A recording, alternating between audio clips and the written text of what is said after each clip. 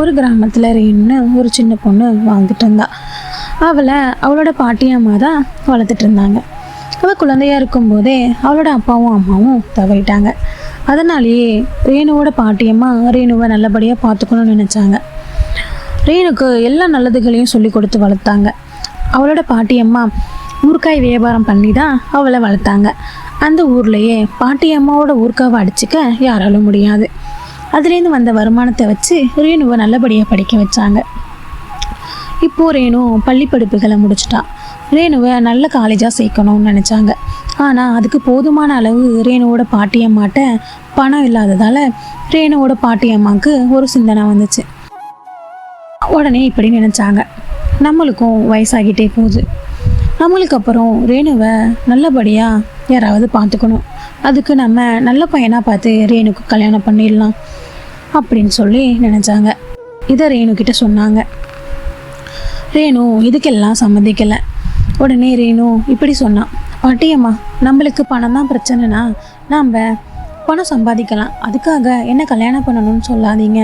எனக்கு நிறைய படிக்கணும், நல்ல வேலைக்கு போகணும், உங்களை நல்லபடியாக பார்த்துக்கணும், அது மட்டும்தான் இப்போதைக்கு இப்படின்னு சொல்லி சொன்னான். உடனே பாட்டியம்மா, சரி ரேணு, இதுக்கெல்லாம் நம்மளுக்கு நிறைய பணம் வேணுமே, நம்ம என்ன பண்ணுறது அப்படின்னு சொல்லி கேட்டாங்க. உடனே ரேணு, பாட்டியம்மா, எனக்கு ஒரு யோசனை, நாம் ஏன் ஊறுகாய் கடை போடக்கூடாது? உடனே பாட்டியம்மா இப்படி சொன்னாங்க, ரேணு, நீ சொல்கிறது சரிதான், ஆனால் கடைக்கு நிறைய காசுகள் செலவாகுமே, என்கிட்ட இப்போதைக்கு கொஞ்சம் பணம் தான் இருக்குது, இதை வச்சு என்ன செய்யலாமோ அதை பண்ணலாம். சரி பாட்டியம்மா, நாம் சொந்தமாக ஒரு தள்ளுவண்டி வாங்கலாம், அதில் ஊறுகாய்களை நிறைய வச்சு ஊர் முழுக்க விற்கலாம்.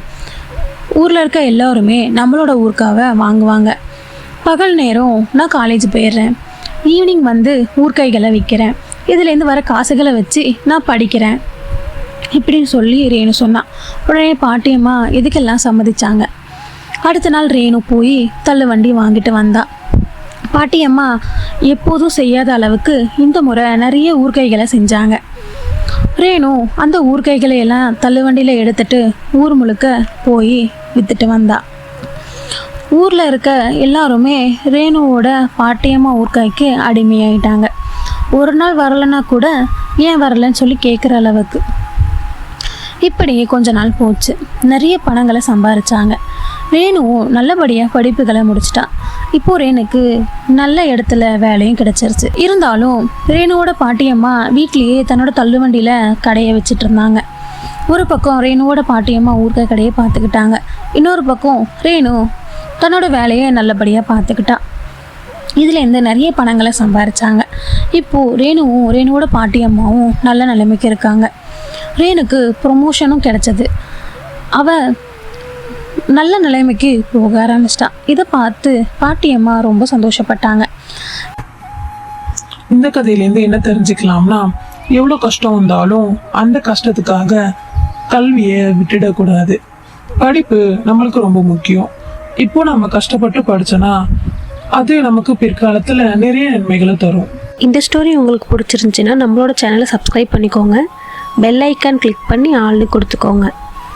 தேங்க்ஸ் ஃபார் வாட்சிங். இன்னொரு ஸ்டோரியில் மீட் பண்ணலாம். பாய்.